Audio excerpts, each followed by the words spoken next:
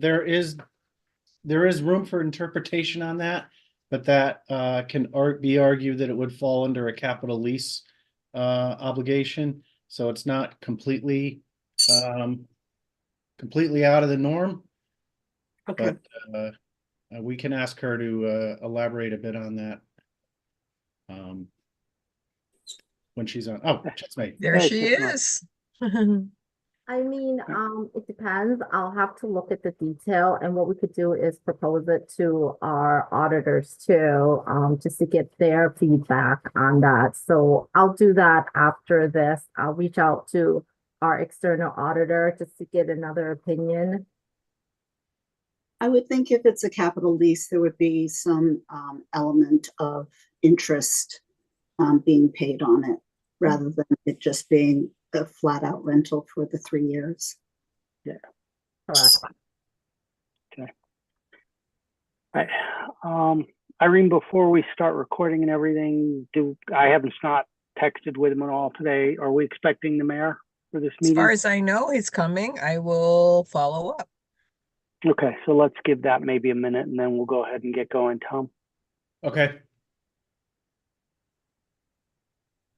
I'm ready with YouTube, and it's a simple button click to get the Zoom going. So Yeah, let's just see what we hear from the mayor.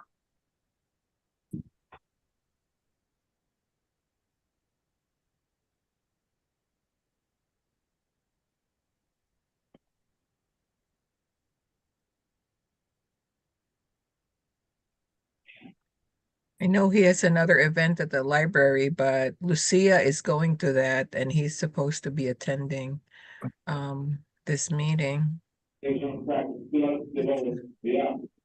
Okay, well, we've got a quorum, so maybe we'll go ahead and get going, and if the mayor's got any remarks, we can have him make Okay. them when he joins. Oh, he's So, calling Tom, right now. Hold on. Hi, Mayor. Apparently I've got the wrong link again because Okay. I'm sitting here waiting to get him. Okay, I'll send you mine. Bye. Thanks. Bye. You're welcome. Okay, So well, Irene gets it. while we wait for the mayor to join us, since our recording started, I'd like to welcome everybody to the March 11th Board of Estimate and Taxation Budget Review. Again, our purpose here is to review the departmental budgets. As we get going, Madam Clerk, may I ask you to call a roll, please? Mr. Abrams, Here? Mr. Camacho, I'm here. Mr. Constant, Here. Mr. Gilleret, Here. Mr. Casimis, Here. Miss Yang, Here. and right. We have 5 right now. We have a quorum. Thank you. I know the mayor will be joining us in just a moment, but Actually, we have 6. I apologize. that's okay. Thank you, Madam Clerk. Okay, I know the mayor will be joining us in just a moment, but before he does, as a reminder, as we've done at the front end of every one of these meetings, our job as BET is to understand the spend, validate the spend as accurate and needed, not to get into the operational detail of each department unless it is specific to understanding aspects of the requested spend. So that with that reminder out of the way, Mr. Mayor, welcome. Any opening remarks from you this evening? Well, other than the fact that this is the team that helps us get through the budget. They've done a remarkable job in putting together a budget that we can work with. From Tom and Agnes and Chitsame and Joyce and Lisa and Paul, they've done a really, really remarkable job in some very, very difficult times. As you know, this is going to be a challenge, but we're getting through it, and I really appreciate what they've done for us. So thank you all. Thank you, Mr. Mayor. Tom, the floor and the screen is yours. Okay, all right. As we've done in the past, I'll be sharing my screen. And here we go.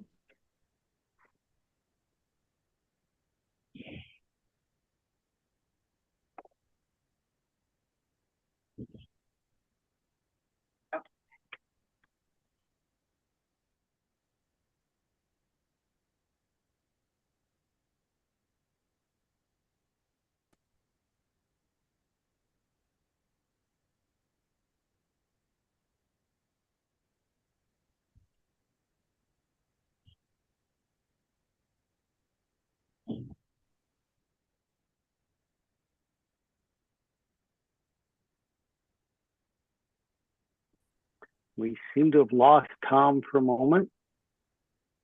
So give him a minute to rejoin, please. I'm still here. Oh, there you are. It is getting a bit finicky on the screen share. I talked to IT after all the crashes last week, and they assured me that it would be better going forward. There we go. Okay.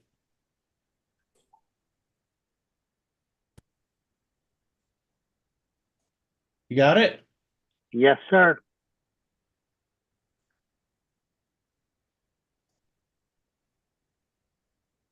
And you see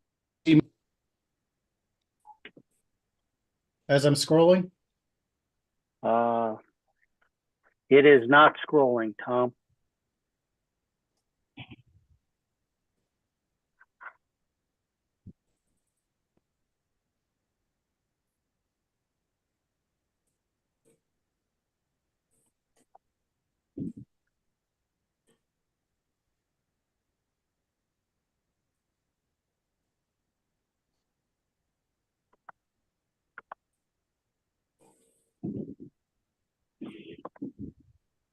Do we have a screen share?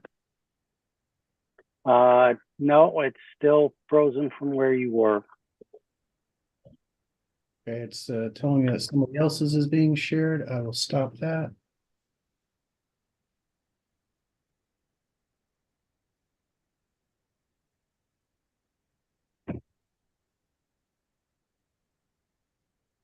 Okay, now we've got a budget in front of us.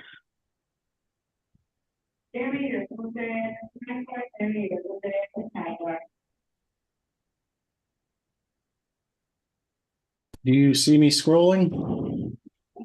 No, you are not No, scrolling. no. Tom, is this the file that you sent out early over the weekend, or has it been updated?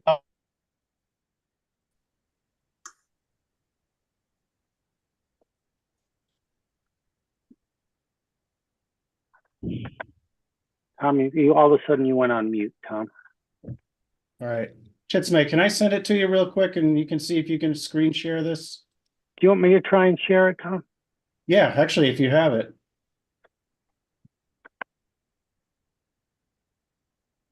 Let's see if it'll allow me. Hang on a second. I want to welcome back Artie Kasimis. We haven't seen him in a while.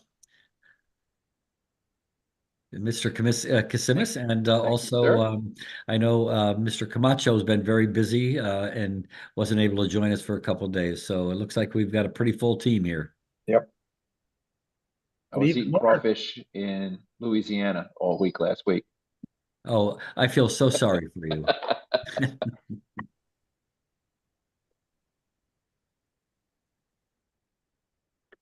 Hang on a second, Tom. It's being fussy about letting me share just the application. I am going to make you a co-host if that helps. Okay. Okay, you're good. All right, let me try again.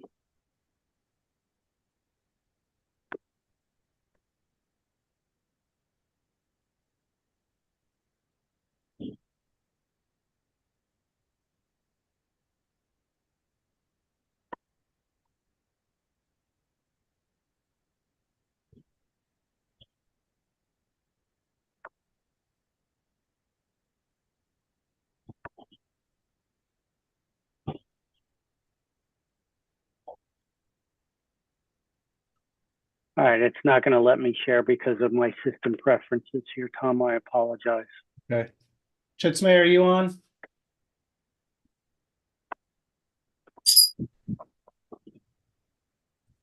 It's me, you're on mute. Yes, I could share my screen. That's the email that you sent a couple of days ago. Yeah, I'm sending it over to you right now again, just to make it easier. But if you have it up, either one will work. This is the spreadsheet sent on Friday, Tom. Yeah. Yep. There it is. Okay. I mean, I've got it in front of me. Okay. So if I think we all do. you scroll up to the top, Chitsme, we'll start with the CFO, and no surprise to anyone, but nobody here to talk to this one. I'm kidding. Uh, I'm just gonna, okay, can you scroll just a couple columns to the right, Chitsme, so we can see the percentage at the bottom? There we There we go, go. 9.5%. That is primarily in the accounting and auditing services. That is the object code 5253. So we're putting in 90,000 for that this year versus 55 last year.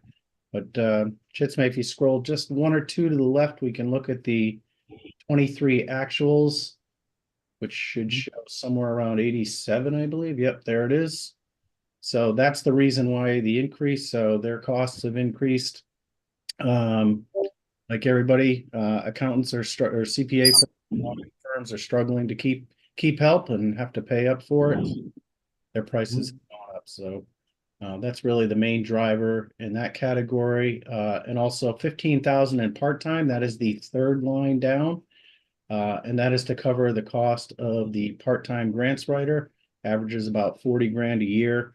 We had under budgeted that last year at 25. So we're on track for that this year.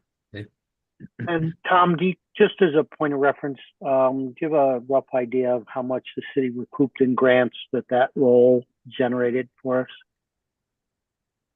Not offhand. In the past, I know it takes a long time. It takes a while to get up and running. But Rita is confident that she is covering her salary and then some. And that was as of 2 weeks ago. But then DPW just got that Rita was instrumental in helping them get. So that would more than cover her salary. So I know there's been considerable talk about bringing on a full-time grant writer at some point. That dialogue continues, but obviously at this point in the budget process where we're saying no to all 19 new headcount requests, that's not an option. So if I could chime in for a second, Rita told me that since she's been here, she's brought in about 7.2 million in grants. I mean, not all that she has prepared herself, but through her team. That does not include approximately $20 million brought in by TMP.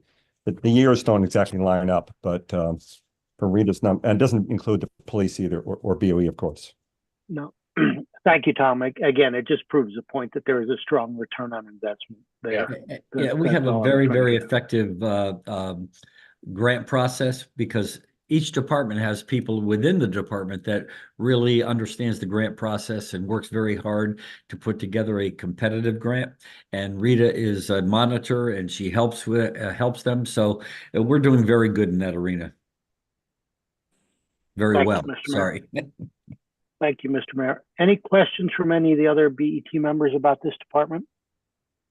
Yes. Are we paying Henry part-time for a period of time? It's on a consulting basis. Right. So during the early days of putting the budget together and calculating the mill rates and tax rates, we were reaching out to him. He sat in on first few weeks of the meetings and some of the presentations just as backup. Think it's important to let people know that it's a smooth transition and he's there if we need him. But as time has gone on, it's been less and less. I believe that runs until April 30th, if I'm not mistaken. That's correct. Okay, so he's getting paid on a per hour basis versus a fixed monthly cost. Yeah, so it's contingent on how much we need, how many times I ask him to sit in on a call or attend a meeting, but only as needed. In the interviewing for a new CFO, is $200,000 competitive? We are currently interviewing and a CFO. We probably have a candidate that we're going to put forward. And I'm going to be going out and sitting down with him with Tom Livingston to make sure that this person is the right person. Understood, but we have enough that's enough to attract good talent to the city? We do. Okay. Okay, thank you, Tom. Shall we move on to the tax assessor's office? Okay, we have Paul Gorman on the line. Tax assessor, if we could just go a couple more to see his total percentage, 7.3%. Fair amount of that is in overtime and part-time hires. But Paul, why don't you take it away from here on the detail? Okay, so yeah, we had some increases for overtime and part-time because we've been challenged over the last year and a half with losing staff to retirement and taking other jobs and not being able to fill the positions quickly. So we've had a part-time person in a very crucial role with our elderly homeowners and disabled homeowners program. She also administers our veterans benefits, but she's only able to work on a part-time basis. So we had to amp up the part-time this year, where it wasn't as full last year as it needed to be. Same goes with overtime. It's just with everything going on with the reval, we're anticipating that work is going to continue through the summer, and the need for some extra overtime was, we were a little underfunded there last year. As far as the same thing happened with printing and duplication. The accounts have been underfunded for the last couple of years. So when I started getting the bills throughout the fiscal year, this year and last year, I started noticing that we had some shortages. I was having to transfer funds around. So we put some extra money into those two funds as well to make sure that we can print our grand list books in a timely fashion without any delay. If there's any questions. Sure. Paul, on that comment, right? You said you've moved money. So the printing and duplication actuals in line 29 then, do they not reflect the historical actuals on printing? Because you look back at 22, it's 9,000, it's 8.7 in 23. Year to date and forecast for 24 is 13.6. And it jumps up again. I want to understand and try and correlate your comment on historical actuals were higher than what you've anticipated, yet I can't track it in just that line item. Okay. When we were putting together this budget for this year, I was looking at what our coming year is going to be with having to print books and send out notices. And based on the quotes that I was receiving, it just seemed like we were going to end up spending more this coming year than we did the last couple of years. So if I didn't say it the first time, that's basically what it comes down to. It just seems as though we're going to have more expenses this year because we're going to have some catching up to do because there's some things that didn't get printed in the past that are going to end up being printed again this year with grand list books and things like that. And it looks like quite a bit, or actually most of the increases in wages and salary. Yeah. Correct. Again, we're nibbling around the edges. There's no question there. But again, every penny helps.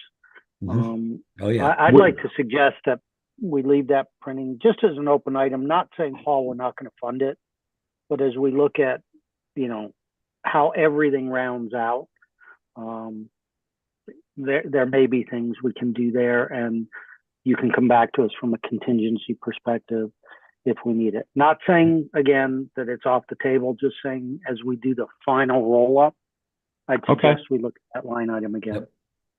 All right. The other thing that I wanted to talk about is that when you look down to 11321, which is also the assessor's office, but that's our reval. That number obviously went way down because the majority of the reval is done.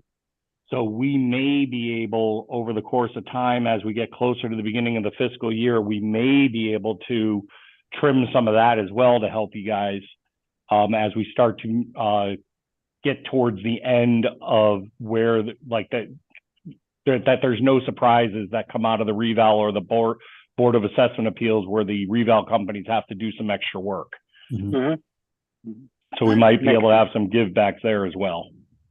Makes sense. Is it possible that the give back could be as much as $100,000, given that in fiscal 22, the expenditure there was 38,000?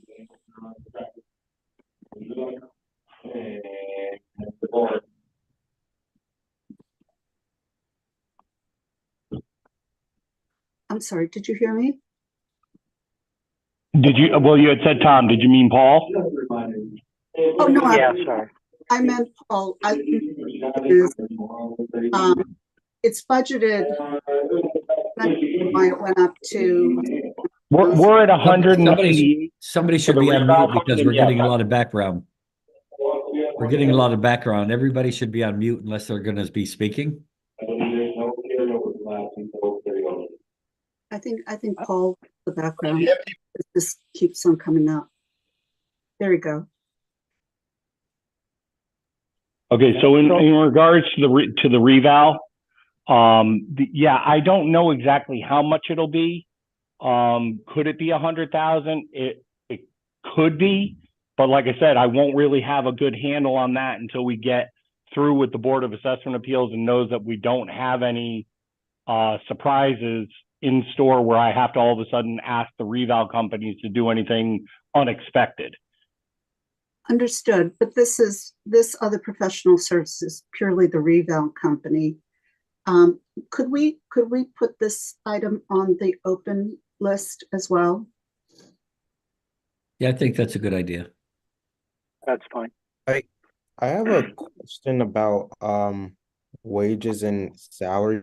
Correct me if I didn't hear this right, but so the issue is some folks are retiring or switching jobs, so you have a part-time worker who's filling in to do the work. Is that correct?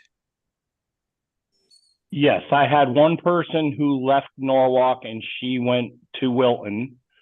We no longer have the assessor currently, so I've been filling both roles, but we also lost one of our assistant clerks to retirement, and so people have been filling in over the course of the past 12 to 15 months to fill those gaps, along with the part-time person being there 37 and a half hours a week.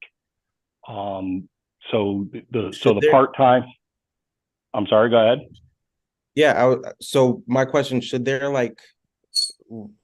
that reflect in the numbers? Shouldn't there be a decrease in wages for the folks who left, and an increase for the part-time worker? Like the part-time and overtime, that makes sense, but isn't she filling in for folks who left? Why isn't there a decrease somewhere else?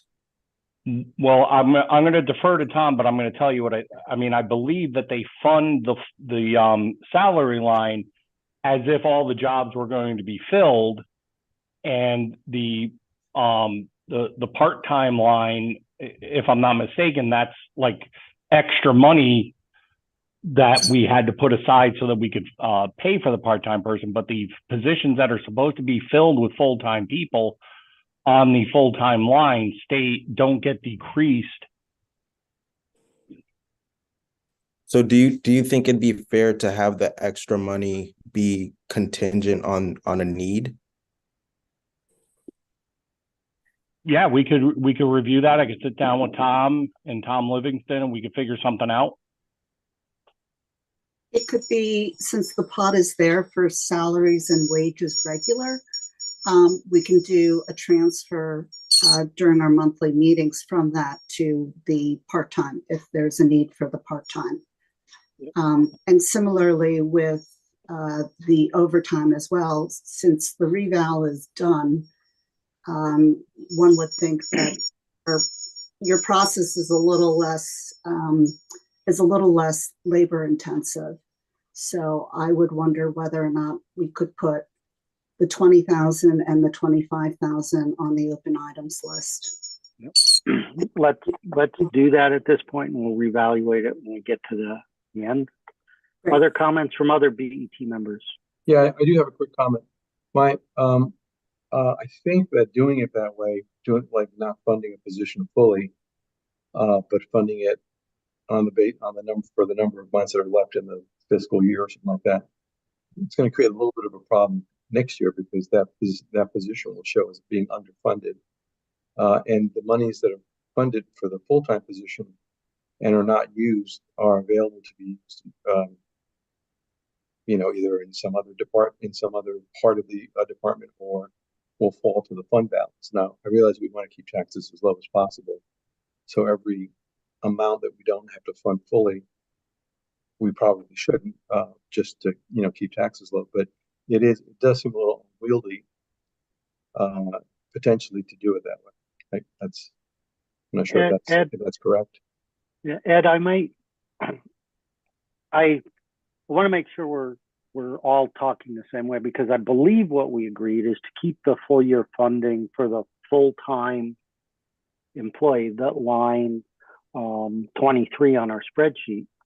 That remains. The point on the increased funding for overtime and part-time is what we're suggesting we reduce at the moment to flat to FY24, with the understanding that if we get additional overtime, if we need additional part-time, that's something we can either fund from contingency, or if the department is underrunning on full-time, we can do a transfer during the year like we've done for other departments. But it keeps the full year headcount, full-time headcount, where it needs to be, so that next year you don't have a run rate problem.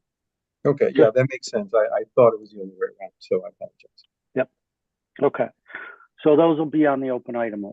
Any other questions for the tax assessor and the tax assessor reval departments? Okay, then let's go ahead and move on to the tax collector's office.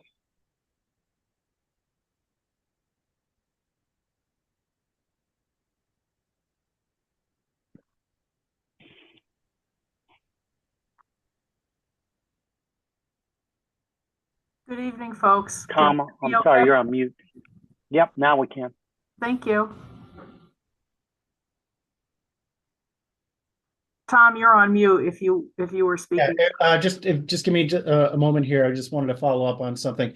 It is our standard practice to fully fund all of the positions in each of the full-time lines. I know there's another school of thought that says you take the midpoint of the vacancies and try to calculate. We've never done that. It would be, I don't know, just too complex, on top of the fact that certain departments, like the fire department, is always struggling to fill their positions with the academy. And then there are other departments that are already full, so and are on a normal basis are full. So just to be consistent across the board, all full-time positions are assumed to be filled in our budget process. Right. Go ahead, Lisa. Thanks for the clarification. So I think the only thing I'm not questioning, because I know there's an explanation, is the software, $70,000. And maybe we can talk about that, because that seems to be the driving force for the 11.3% increase, other than salaries. Yes, what happened was, in the past, we had a different tax and assessment software, and last year, a year ago, we changed over to a different system. And we are now responsible for paying directly from our division to that vendor. That was not something that was in my budget in the past. I did not pay a fee to a vendor for my software in the past, but we now do.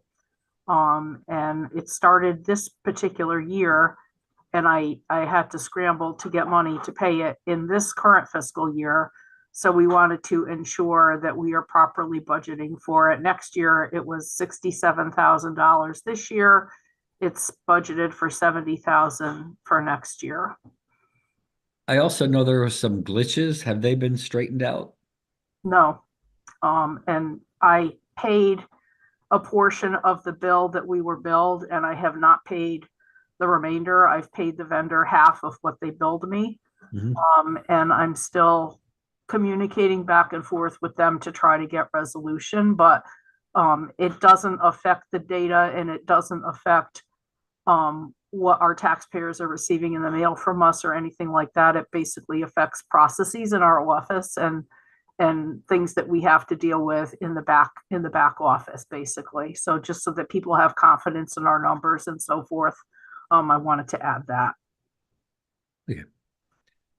So Lisa, the prior software, which I believe was the Munis software, was the software license fee for that paid out of IT or another department?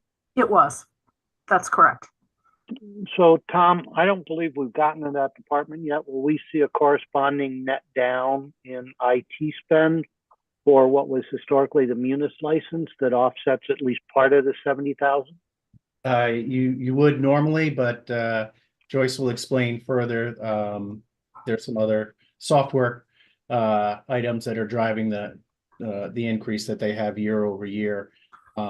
So just a little more background on this. Paul also has a chunk of the QDS vendor bill in his section too.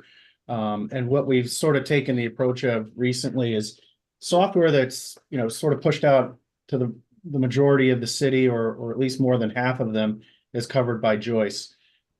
Software that's somewhat unique to one or two departments, we're trying to allocate back to those individual departments for more transparency in their, you know, for them to run their business. So you'll see it with QDS, and timing is perfect. Chitsmay has an example upcoming on the accounting and treasury side with the new timekeeping system. So we sort of get together and we talk about whether or not it makes sense to reside in one organization, or if it affects or impacts enough of the citywide departments, then it should go to Joyce on the IT side. No, I get that and I appreciate that. I guess when we get to Joyce, though, even though she's trying to reallocate budget to other areas, I would like to understand what the corresponding Munis software license costs used to be compared to the QDS software license costs, as just a comparative point. Understand in general, is that saving the city money or is it costing us money? Because the implementation is certainly costing us at the moment. Yeah. Understand that there's really not a choice, but we ought to be looking and understanding what the ins and outs to the overall spend are to that specific line item, please. Okay. Joyce, do you want to take that now, or you want to wait till we get to IT, or? I can take that for now. So for the Munis, we have the tax module that's about $32,000. That's including in part of the Munis, like the what we call that enterprise ERP system, that including the budget, payroll, you know, HR, account receivable, payable, purchasing. So that's all included, and tax module is one of them. Munis, we as a city, we are the only vendor Munis have in the Connecticut that's using their tax module. So for the longest time, I think Lisa department is struggling with Munis too. But so that's when, you know, when Paul Goldman, the Bill Ford and Paul, when they are on board, they was, you know, since I would think 99% of the Connecticut town and city, they are using QDS, so they want to give QDS a try. Munis is happy to let us go because, you know, they really cannot keep up with the Connecticut tax, you know, anymore. So they do have in Massachusetts or other, you know, New York or other, you know, state that they have a majority of a client that they can support. So given that we are the last one, they are first, they are happy to let us go. And then, you know, QDS is, you know, they are giving a try with QDS. Well, I can see the difference between these two is, first, the price is a big difference, but what QDS having, I believe they are providing white glove service. You know, they do everything for you. They will even print out the report, or they will send out the, you know, send out the mail merge, or they will send out the, you know, notification for you. So those kind of thing is adding on, you know, to that services. So that's, you know, even though there's a big price, you know, difference, but that's kind of business decision back then with, you know, assessor, collector, and Henry. Yeah. Right. So it's not germane to tonight's deliberations because the decision on the vendor's already been made. The vendor cost is pretty much double the historical costs, and then the question really becomes what more, and it's not our responsibility, but what more can the city do to help Lisa get the level of service and support she needs from the software, because it's been an ongoing problem.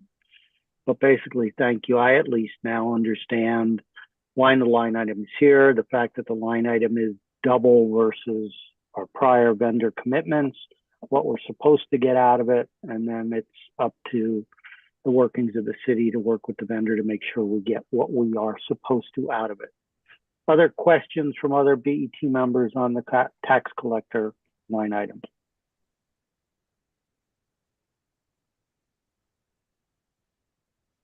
Okay, seeing none, let's keep moving, Tom. Tom, you're on mute again.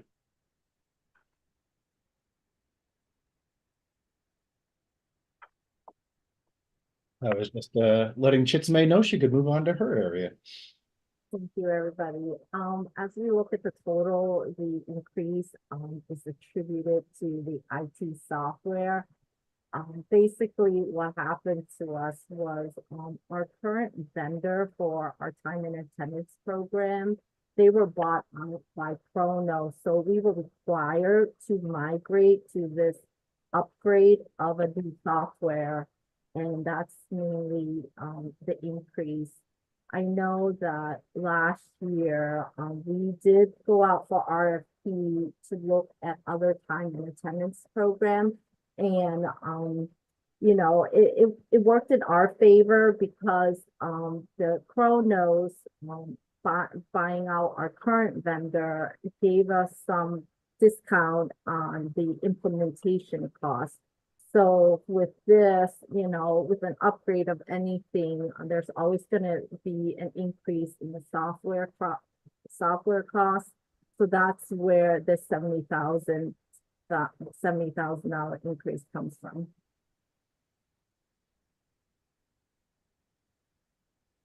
Okay, same situation as the prior one. I assume that this 70,000 is a new line item. It's made in your specific budget. It was in the IT budget. No, well, there's a portion that is in the IT budget, and there's a portion that it's in our line item. So currently, here's our professional services. So we pay about, I would say 80,000 each year, but because of this new upgrade, I guess we wanted to show it as a separate line to show what the increase is.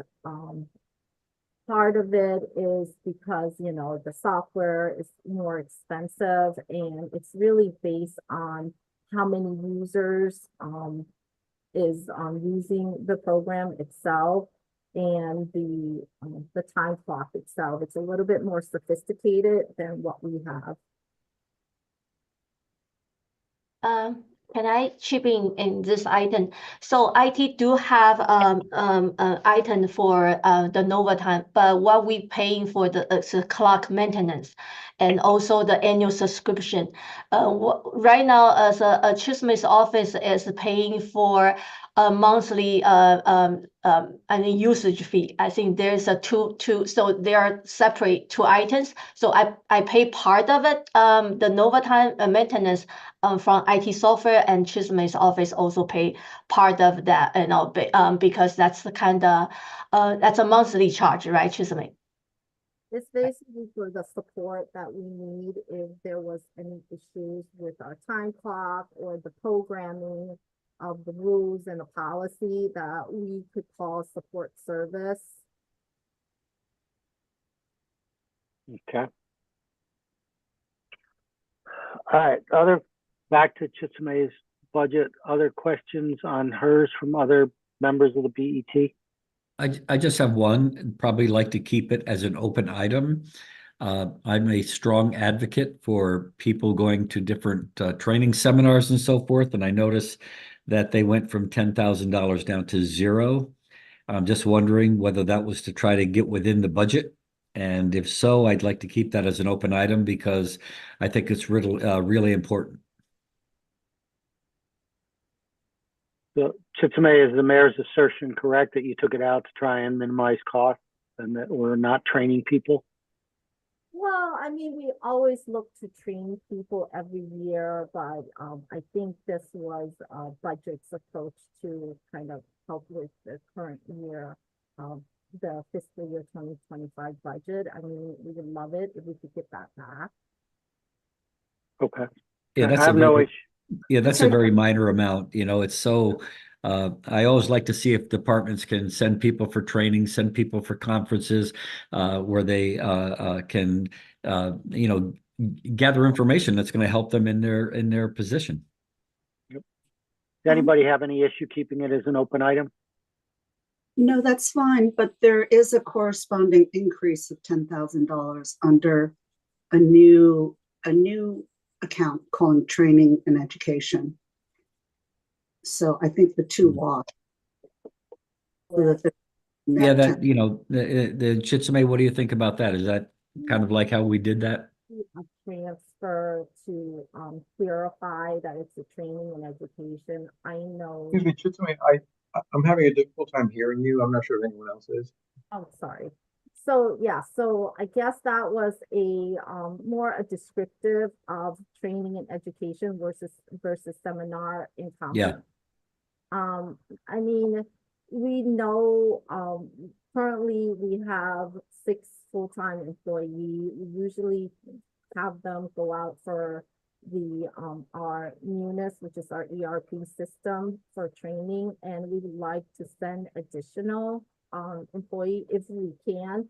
So this $10,000 is our you know, our ERP system training and also sending 2 or 3 employee, but if we could send more, you know, that would be great, just because we're looking forward to make sure that when the new hires come in, they have the proper training of all our accounting system.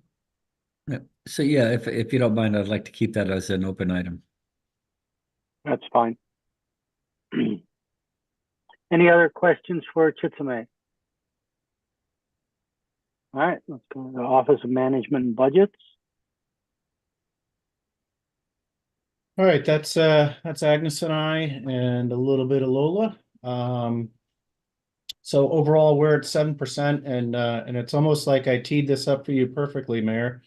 My big increase is in seminar and conference fees. So I walked into that one, didn't I? I guess I should just ask any questions. No. The reason for that is I shouldn't say governed, but we are, let's say, guided by the GFOA. That's the Government Finance Officers of America. It's a pretty good organization that provides guidance and highlights trends and what other municipalities are doing. And now that I've been here for a couple of years, I feel like that would be a real good thing for Agnes and I to take advantage of. They do an annual conference that gets people from all over the country and Canada, and some terrific speakers and lots of vendors. Last year it was on the West Coast. This year it's in this June it's in Orlando, and next year it's in Washington, D.C. So by virtue of it being on the East Coast, it's a whole lot more affordable for us. So that's why I put that in there. And really the only other significant increase is on the office supplies. Yeah, just the printing, basically. We print a lot over here. Despite you know, cutting down on the agendas and everything else, we still get some pretty heavy use out of our printer and such. And again, this is also the binders for all the budget books that we do, and you know, printing the tabs and other things like that. So that's basically the story there. Any questions? Well, if you look at the increase of $26,000 that it results in 7%, $26,000 is quite minimal, I believe, and I don't think there's any serious concerns here. Are you saying Nothing. Are you saying I do a lot with a little? Is that what I mean? Yeah. And I'm not saying you can ask for more, so. No, I Tom, think just sorry. one procedural question on on office supplies and printing, is the city, I should know this and I don't, is the city required to provide hard copy materials for certain things? I know, for example, most of us from a BET perspective would be fine with digital copies of every single one of the documents that we receive, but is there a requirement to provide hard copy? No, I don't, I think that's diminishing, whatever requirement was, what there was is diminishing, as well as, my other fingernails and chalkboard moment is, putting ads in the paper for all the meetings. I mean, who, Understood. yeah, we know what's the Norwalk hour now? Not as big as it used to be, right? So, but that's not a battle I can solve right away. But yeah, no, it's, probably more than we should, but we are cutting down. The requirements are less and less with each passing year, so there might be some opportunity there. But Again, it's small not a, numbers. not a whole lot. Yep. Okay. Anything else on this line item from any other members of the BET? All right, then let's roll right into purchasing.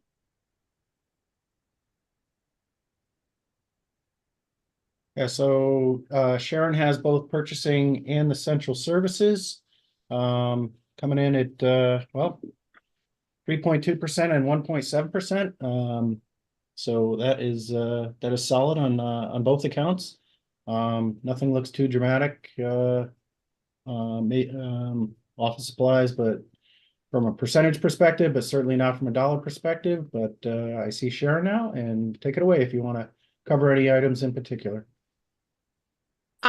Sure. As you can see, most of our biggest changes is in postage. Obviously, the U.S. Postal Service reevaluates the rates January and July, so we can't predict how much that will go up or, unfortunately, continue to go up. Memberships, my team is fully staffed now, so as part of that, I want all my team members to be part of our public procurement associations. So we have a Connecticut one, and then we also belong to the national one. Advertising, little history on that increase. Historically, DPW had been posting their requirements for the advertisements for the public bids. It makes sense for purchasing to take over that so we can control, make sure it happens. Not that they don't do it, but we can also have a more of an accurate count of how many ads we're placing. They historically had been putting a larger size ad in. We do the bare minimum requirements, so that's why there's an increase in that one. And just office supplies, general materials that now being fully staffed, we just have a slight increase on that one. Under central services, printing services, we do have some historical forms that we still use, so that's covering the cost in that. Printing has gone up. And then professional services, that's related to our mailroom services. The purchasing department oversees that process. We are on a contracted rate. I had to budget a little bit more for overtime because this year is an election year, national level. So the team actually processes all the absentee ballots, make sure that everything gets out on time by requirement. And so there could be potentially overtime in that area. And I think that is it of the major changes that you would see between last year and this year. Okay. Questions on these two departments? I have two questions. One on the line item of subscription tax, comma law. Are those for your own seats, or is this for the law department? And is there a way to combine them? So that naming convention for the account, I guess the budgets management would have to appropriately change it, but we use that particular account for all our subscription services. One of them is the newspaper so we can have a copy of the ad that we place. The other one is we use a system called Bonfire. So this is our online portal where we publicly advertise all our solicitations for bids and RFPs. And sorry, the other one is, sorry, Periscope Holdings. We use that for commodity codes that we load into Bonfire and Munis. And that's a $20,000 a year subscription? So, no, there's various vendors that we use. So we have we have Periscope Holdings, and we have Bonfire, our sourcing software system. So Bonfire is the biggest chunk of it. And that's around 15K per year. Got it.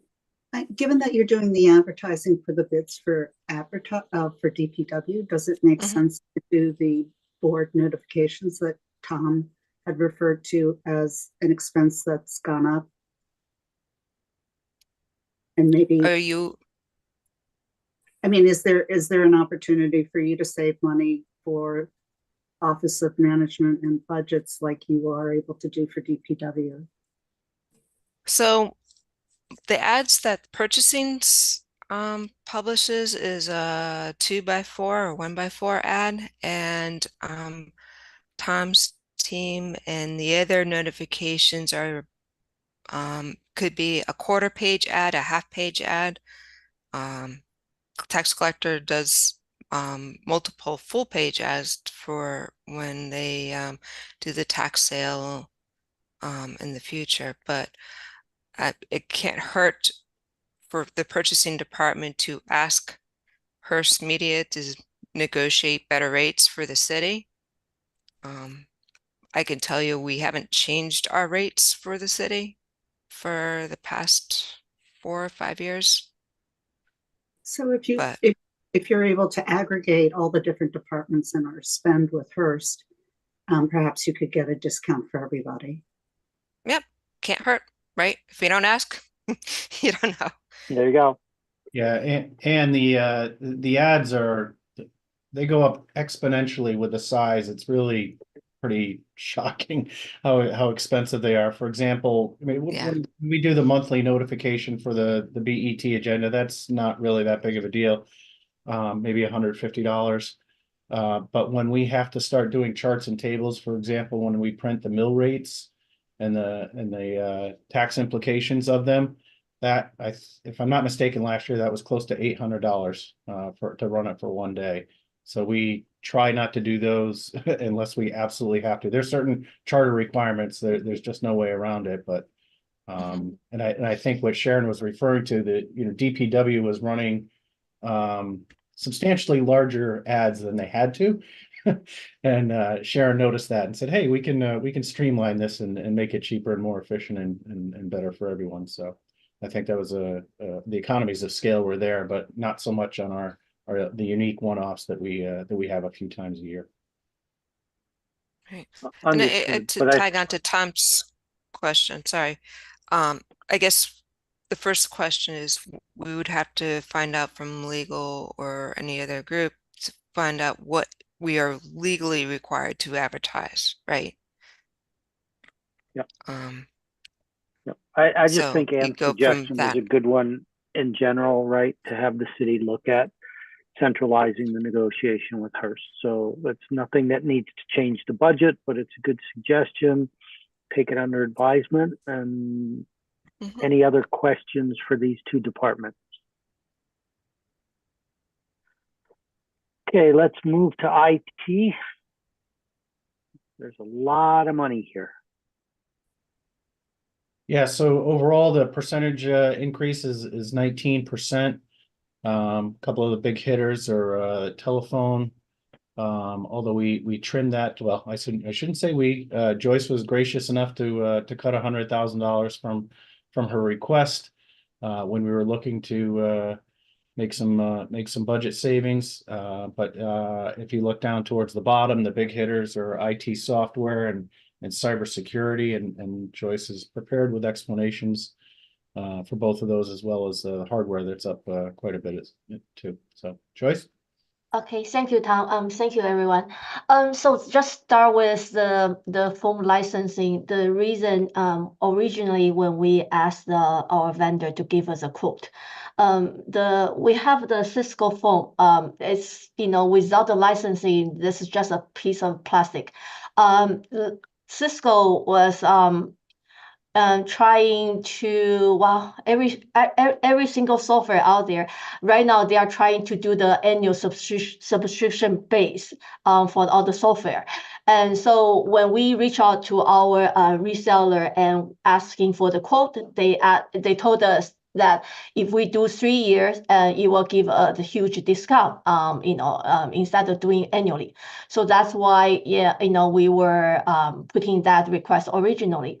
Then we were negotiate with them, back and forth, and the vendor now agree with to give us a 3-year, but we need a multi-year contract, but with the same price. So we be able to do, annually with the same price for 3 years. So for the Cisco phone, it's about $80 per person per year. And we are looking at 750 CT phone here. The same item you probably will find from the Board of Education, because together we have a 1,400 Cisco phones throughout Board of Education, all the location, center office, and City Hall, and all the schools. So that's also going to be CT pay for the half, and they are paying their portion. So that's $60,000, around $60,000 for CT side, and same item will be show up on the Board of Education side. So that is. Joyce, I'm sorry. I understand everything you said, but why is the licensing fees on software are going up by over $100,000 a year? If I look at what our historical run rate for phone software licenses have been, I mean, you were at 152, and you're going up to 271. Cisco raised their rates by that much in a single year, or is that the 3-year cost that we're amortizing in 1 year? That is well, the for the Cisco phone licensing, that is annual. So originally when we put in, now we can that's $100,000 we can deduct out from this operating.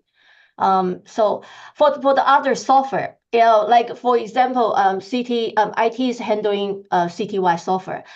So lots of time when the other department, they have the needs of the software that, and they do not have IT, line item for the software. They kind of, we are taking care of that. So but Joyce, I'm sorry, I'm still just on the telephone line. Okay. Just on the telephone line. I understand everything you said, but I'm trying to clarify that, we are at an actual in 2022 of 179, 200,000 in 2023. We'll probably be at that close to that number for 2024, maybe a little under that. And all of a sudden it's jumping by $70,000 next year. What drives the increase in of phone cost of $70,000 for the year? $70,000. Is that simply a rate increase from Cisco? Yes. Cisco used to give us a perpetual license. Now they are just start this year. They are going to retire all the licensing they have, and start from now on they are going to do that per person per year. Per person per year. And given that we have 1,400 phones throughout the whole entire city and Board of Education, that this $60,000 increase is the city portion. Board of Education will have their own their portion.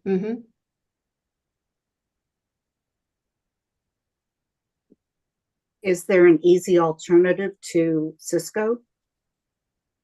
No, actually, we were looking at the voice over IP phone.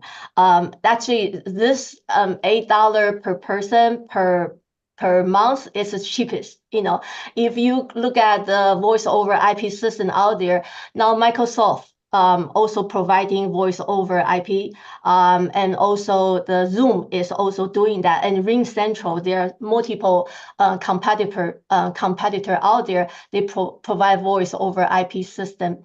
But the thing is, we already have the Cisco phone, like a physical phone. Look, we already have that. Then the increase is just the licensing that we have with Cisco, and there's no. Everybody, I mean, and we talk with our reseller, everybody's very frustrated with the situation here, because that's how the vendor now, they are switching from perpetual license into annual subscription base. But if you look at that, we are paying $80 for the license for the phone for whole year for one person. It's just that the volume is big because we have 750 license out there. So that's why 80 times 750, we're looking at around $60,000 increase. Okay. How does it work? Because if I look up central services, there's also a $65,000 budget item for telephone. Is that the same but just allocated? You mean the central service? Yeah, they have a line item for $65,000 for telephone. That's Sharon's office? Yeah. Mm-hmm. Well, Sharon, I'm not sure what's your line item, but my line item is for the desktop phones. Okay. Maybe we could just. Tom, can you just have that explored on the open item list to why it's showing up as two different things? I just have a quick question. Is every single phone needed? I mean, is there duplication in terms of 2 or 3 phones in an office with maybe one person in it? Has there ever been an audit done in all the phone lines? Actually, yes. I think last time when we do the audit is throughout the whole entire city is before COVID. We kind of trace every single phone to make sure that there's no extra licensing, out there, because it's like a phone is like an email system, right? So we have the centralized manager that monitor every single phone. If the phone is not being used or something, we would know.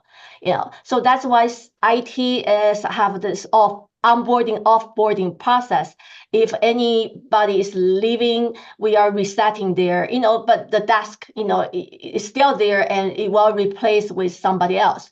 So you still need to have the phone extension there, So we kind of monitoring, what's going on with all the licensing. So we send everything centralized so we can assign the license and remove a license from. But each of the office space already have the phone connecting to certain office space. So the license still required to providing to that. Okay. All right, so we'll double check what this line item is in central services as well, Tom, and you'll get back to us on that. Yep. Let's move to some of the other line items. I think we've exercised this one about as far as we can get it this evening. So another big price, big item that is the IT software.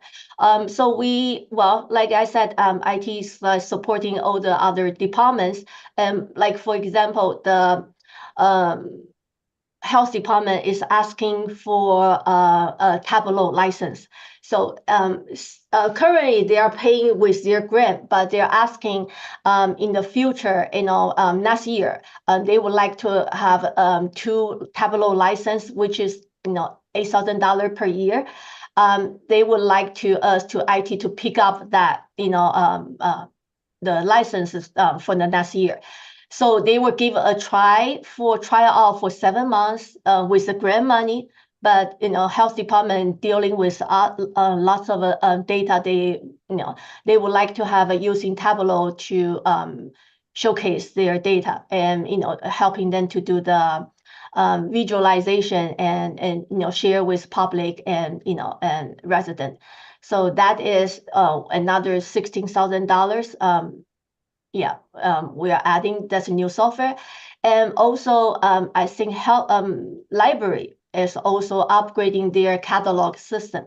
So that's another $16,000 they were adding on to our budget for the software. For the mayor's office, there is a Nest request, which is the FOIA software that we are adding to to take care of all our FOIA requests. So this year, since we have that for this year, but next year is also adding that software to our software pool, which is that is additional around $11,000 for that next request FOIA request software. Yep. And for the cybersecurity, there is hang on. Oh, right. Before you go there, right? You just explained $40,000 of a requested $180,000 increase. Right. Where's And the also, other $140,000, please? right. Every single item, like under the IT software, we have the software associated with that. That's already either contractual or is already being used for all the department.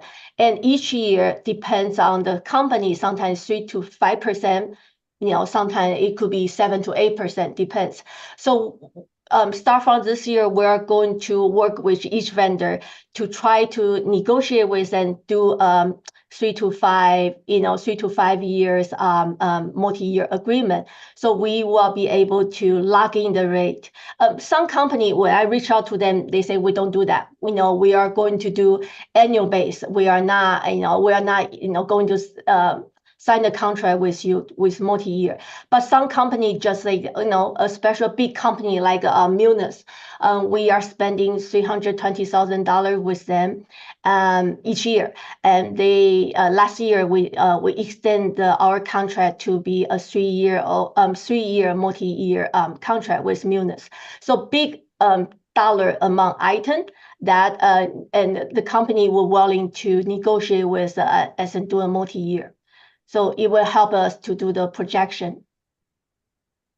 Okay, so if I hear you properly, then you're saying roughly $140,000 of the IT software increase is contractually obligated for current software licenses, and there's about $40,000 in net new software for health department and a few other places. Yes. Is that a correct recap? Mm-hmm. Questions on this particular line item before we move to hardware and cybersecurity? Okay, let's move to cyber then, please. Okay, so on the cybersecurity, City now have our own firewall. So when we have our own firewall is without the annual software subscription, right? Then without the software subscription, firewall is just a piece of how do you call it? It's a piece of hardware. So with a firewall, it's kind of the traffic filtering. So every traffic coming to the city, will go through the firewall, and everything going out to the city will also go through the firewall. So with the software subscription, update and support is very, very important. So that is additional cost that adding for this year. That's a $51,000 for one firewall. Then we also under cybersecurity, we add a new DMARC tool. It's kind of it's an email sniffing software. It's like kind of verify if the sender and the receiver is legit. So it's kind of scanner on the email. This software is suggested by Microsoft because Microsoft, this part, they didn't have cover this part of area. So Microsoft say it will suggest all the customer that using Microsoft Outlook and email system, adding this tool on top of that, on top of a service will help us to eliminate the attack from the email system. And that is $8,500, sorry, $8,500. On the cybersecurity, there's another additional item. We have a Microsoft Windows licensing. That's for the 10 virtual server. So this is an annual subscription base, but the vendor only with Microsoft, when it comes to the Windows licensing, they do 3 years only. So we cannot negotiate with them. That is additional $55,000, but that is covered for the 3 year. So the same item while repeating probably in 2028. 2027, I'll be asking the same amounts. Well, of course, more depends on Microsoft what kind of the price they are going to give us. But that is additional for this year. That you don't see that for from last year. So that is all the new addition for the IT software, cybersecurity, and telephone. That's where everything else is, just percentage increase through the subscription. Okay. Question. Yes, Artie. You said you had a firewall, email sniffer, I think you called it. How about antivirus software? Do you have a layer of that as well? Yes, we already have that. So that's what we are describing here is all new. Yeah, all new. Okay, is there an increase in that price, or you've negotiated for a couple of years? Some company, they are open for negotiation. So we are now reaching out for all different company. Just of like last week, IT have the VMware, right? That is all virtual machine software. Out of the blue, they give us a quote from the vendor, just do the budgetary, and we just got a notice that they are increased $20,000 on the VMware, and everybody using the VMware got caught off guard. That's an additional $20,000 I didn't budget it. That's $20,000 more? Yes, $20,000 more. Okay. For VMware, you said? Yeah, VMware. Yeah. Do you use VPN also? Do you allow? We also have another VPN license. That is, we have 100 of those. Because the thing is, not everybody's working from home. So when we, we just license enough for 100, concurrent license that, for people that working from home will be able to have that. Yeah. Okay. Thank you. Thank you. Joyce, do you have enough relative to cybersecurity? Because if there was a denial of service attack on the city, I think it would be quite catastrophic. And I guess the other question too, which you may or may not know, is does the city's liability insurance, would it cover a cybersecurity attack and the cost of getting us back up and running? Yes, on the city side, we have we have a cybersecurity insurance covered, right? That is, it's not under my budget item, but I believe it's on the financial. And maybe Tom, you can, you can check in with this because I know it's not under my budget item. Which item, Joyce?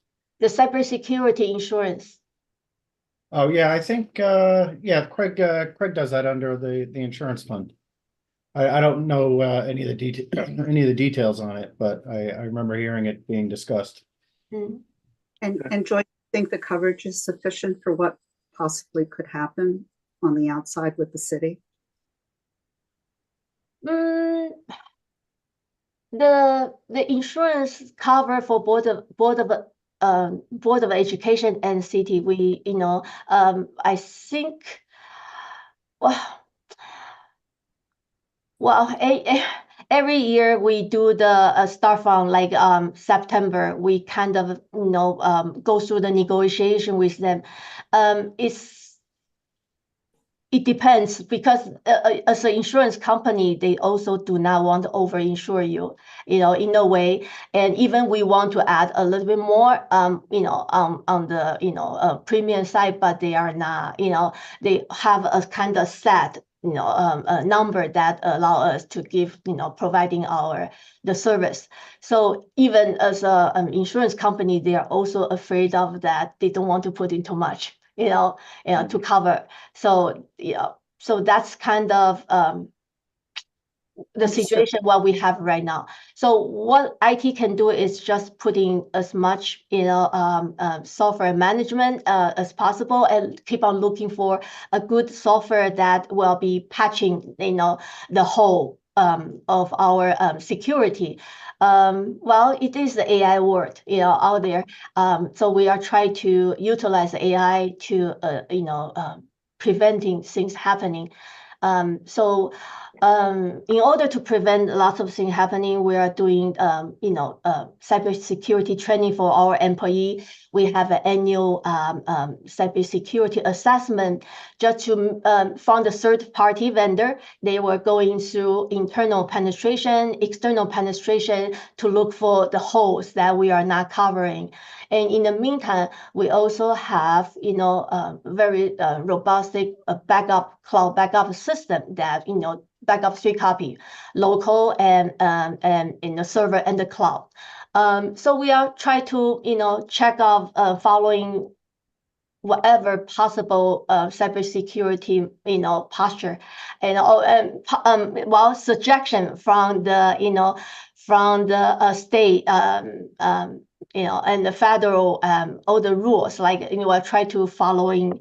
We also engage very heavily with states. They have the states, they have a CISO that helping us to evaluate our system. So we have them do the on-site security check. For the cybersecurity, we also have them to do the remote security, testing on our system.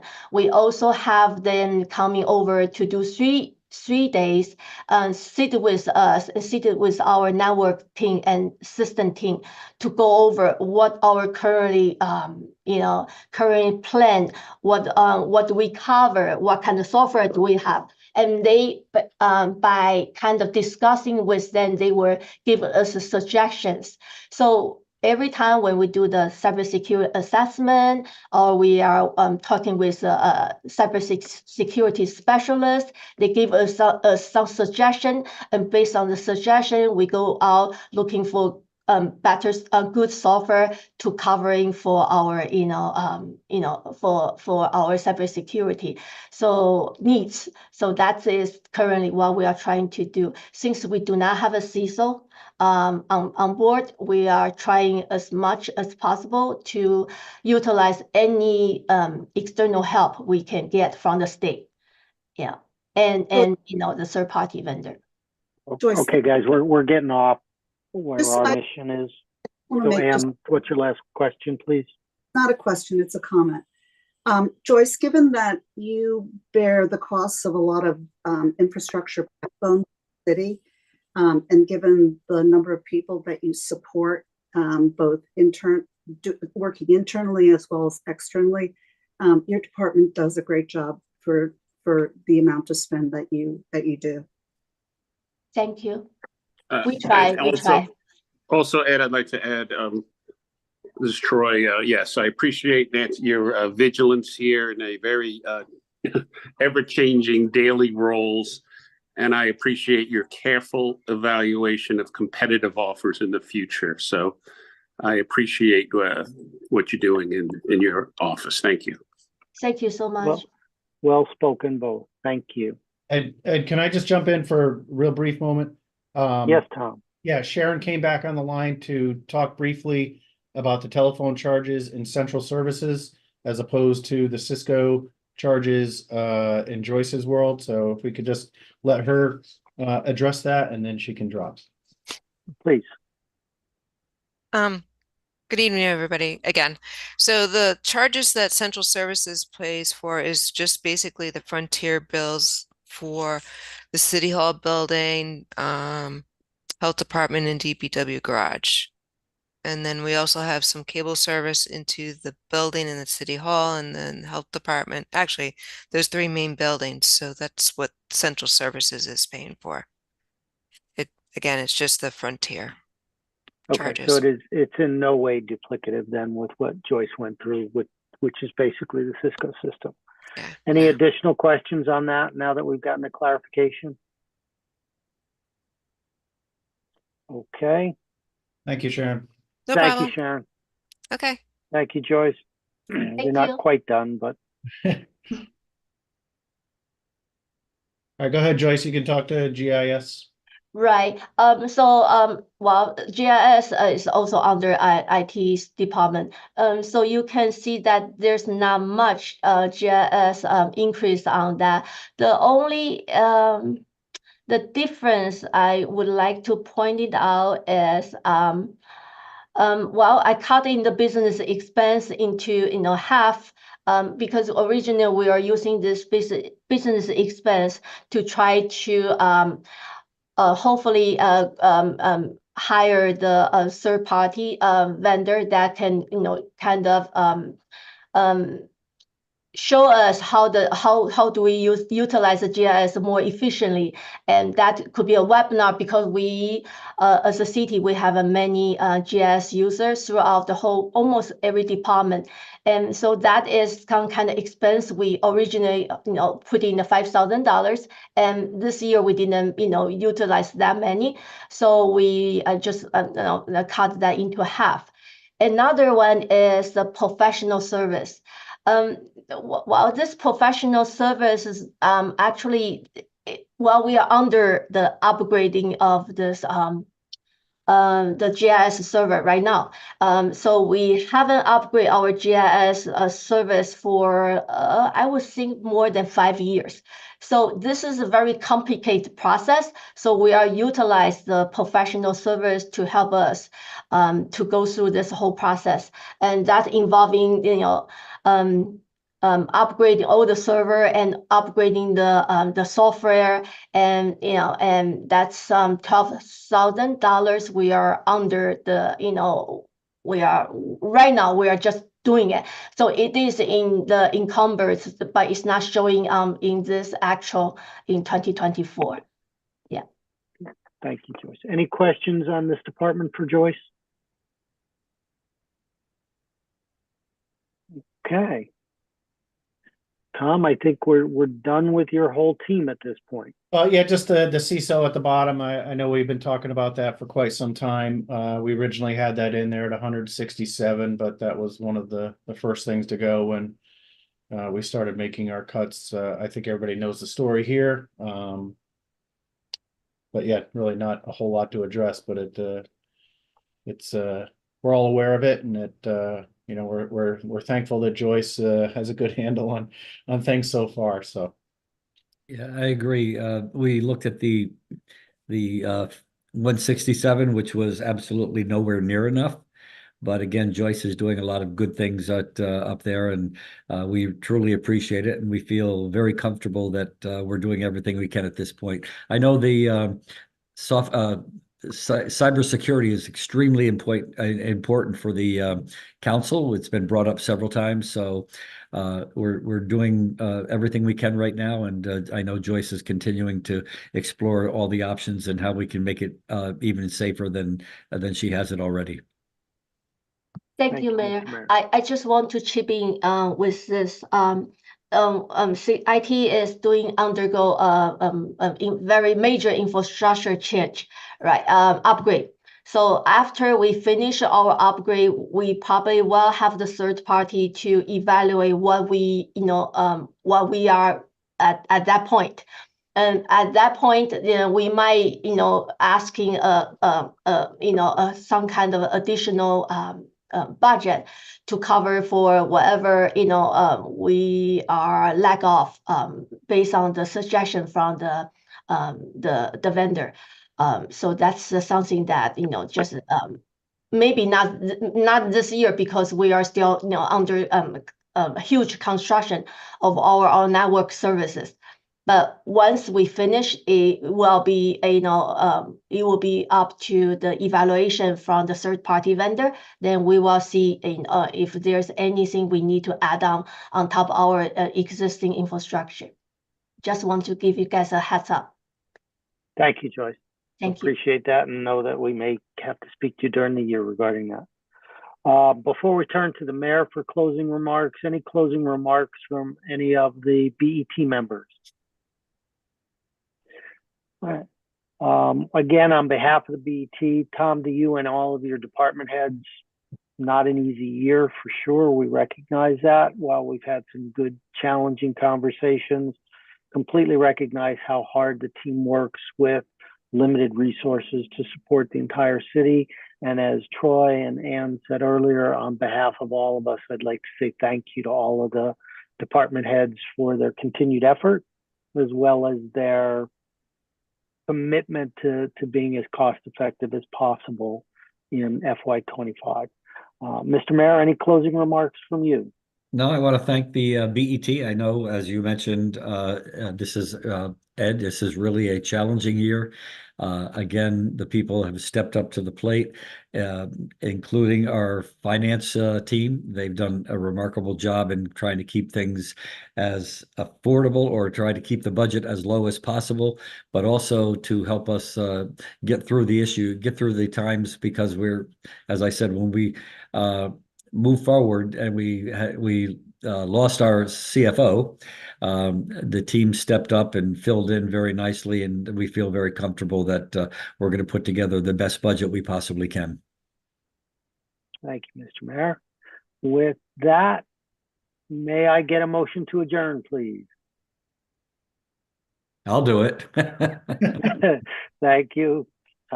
Kendrick and moved. All in favor? All right, ladies and gentlemen, we will see you again on Wednesday night. Thank The you big very one. much. Enjoy the rest of your evening. Thanks, you too.